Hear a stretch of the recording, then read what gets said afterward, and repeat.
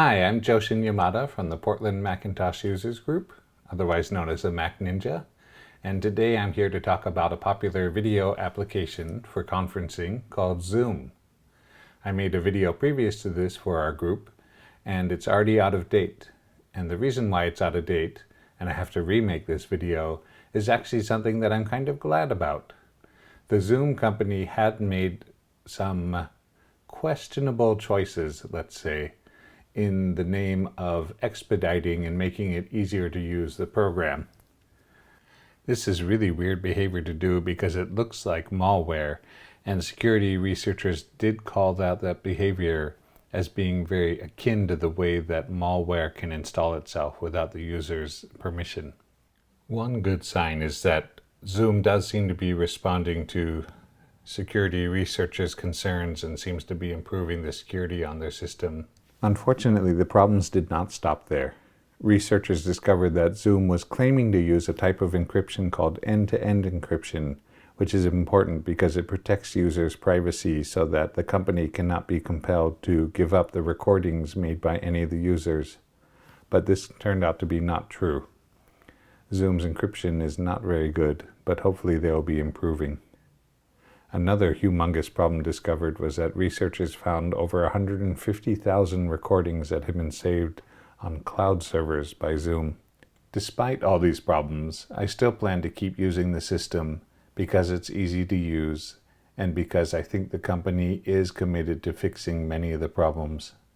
I don't use features like the cloud recordings, which were so problematic. So now let's look at Zoom. One of the convenient aspects of the Zoom system is that anybody can send you an invite that you can simply click on and begin video conferencing right away. Usually that'll take the form of somebody having sent you an email. So let's go look at my email. And here's an invite to join a meeting. All I have to do is simply click on the link and I'll be taken to the Zoom website where the download of the Zoom program will begin fairly promptly. I'm using Safari, and Safari has a downloads manager, so I can simply click on the arrow here and I can double click on the Zoom package to begin installing it. I'm going to go ahead and press continue, and then I'm going to press install. And this is nice. Again, one of the aspects that Zoom was criticized for was that they were installing the program without using a password, which is very unusual and circumspect behavior. Any proper program on the Macintosh should ask you for an administrative password in order to install itself. This is one of the things that helps protect us from spurious downloads from hackers. So in my case, I could either I can type in my password, or because I'm wearing my watch, I can simply double click that. And then that will enter my password and begin installing the software. And one of the things I've seen on the Mac is that when I click on the program and have to install Zoom for the first time, usually that link somehow sort of gets lost in the process. So I'm going to click on the Zoom installer, which says it was successful, so I'm going to close it.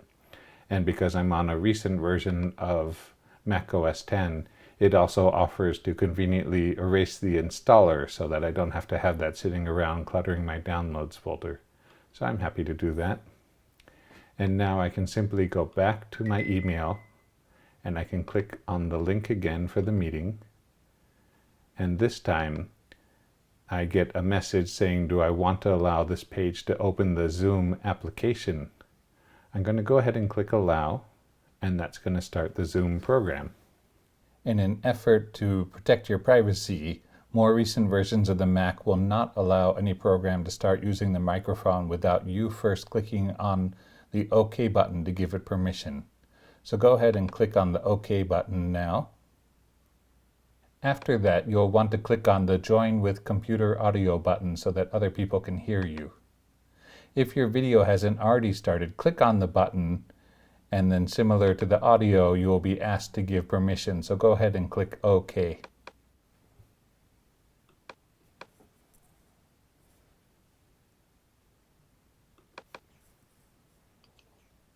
Hello, is this the fabulous Lauren Lead? And the amazing Joshi Yamada. I can't believe that without planning on it, we're wearing the same matching shirts. So I guess Yeah, great minds think alike. so true. So congratulations, this shows you how to get into a basic Zoom meeting.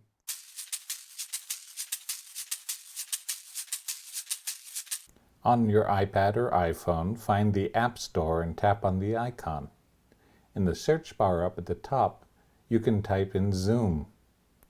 We're going to look for Zoom Cloud Meetings. When you see it, tap on the Get button and then go ahead and then type in your password. The button should change to an Install button, and then it'll begin downloading. Now you could just go ahead and tap the Open button when it's downloaded, but I like pressing the Home button and just seeing where the icon is in my apps.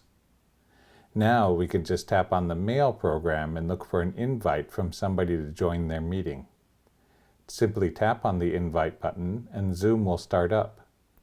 Again, like on the Mac, you will have to allow access to your camera, so go ahead and click OK.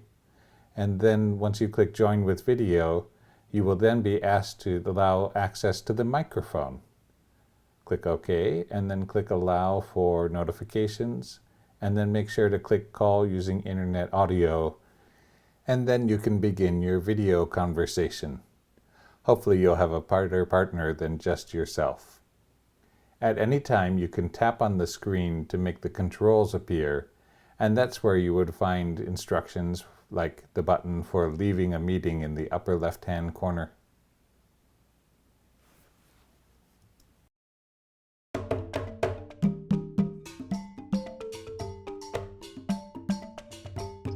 Let's do some troubleshooting. There are two common mistakes people make. The first is that sometimes they forget to turn on the video when they first come in, and second is sometimes not having the audio going. So let's look at that.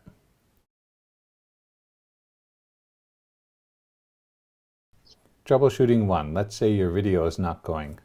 Let's say I join the meeting with Lauren and he tells me, Hey, I don't see your picture, man. if I then move my mouse over the screen, I can then see a button in the lower left corner that says Start Video. So I'm going to click on that. Ah, there you are. Good. I also see my picture up at the top of the screen. Another common problem sometimes people hit is accidentally muting themselves or turning on the mute during a meeting if you have multiple participants and forgetting to turn it back off.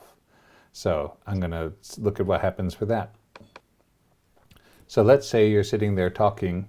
I can't hear you, Joshin. Uh-oh. Oh.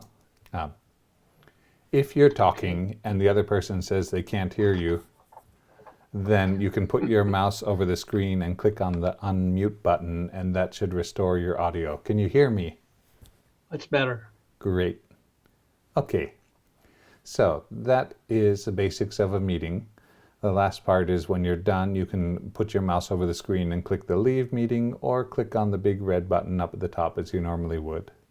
But for a PMUG special general meeting, we're planning to have a large audience, and in that case, we don't want to have everybody talking over each other, or if everybody's trying to use video at once, we may run into problems as well. The person who hosts the meeting can have the opportunity to control whether or not the audience members can participate with audio or video, and the host can even mute audience participants, which might make sense when we have a very large audience and need to make sure everybody can hear each other well enough. I'm going to click on this button called Participants, and I can see a list of everybody who's in this meeting. I can see right now that Lauren is recording the meeting, which is neat. I could record it myself as well. Okay. So the host has muted all participants, which we may have to do if we have 50, 60 people watching. And now I have a question, so I'm going to raise my virtual hand. Okay, and I can see that I was unmuted by the host. You can even lower my hand, and I can ask my question at the general meeting. Like, what's the best security software for the Mac? The answer is knowing Charles.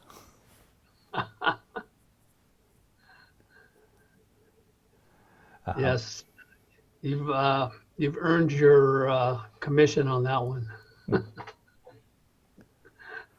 So if you need to go at any time, you can click on the red button up at the top to close the window, or you can click the Leave Meeting button. I'm going to do that now. It asks me if I really want to leave the meeting. I can wave one last time, and then I can click on the big blue Leave Meeting button. Bye-bye. I know. That concludes this tutorial on how to use Zoom on the Mac, and we hope you're able to use it to video conference and join us at pmug.org for activities in the future. Stay safe and take care.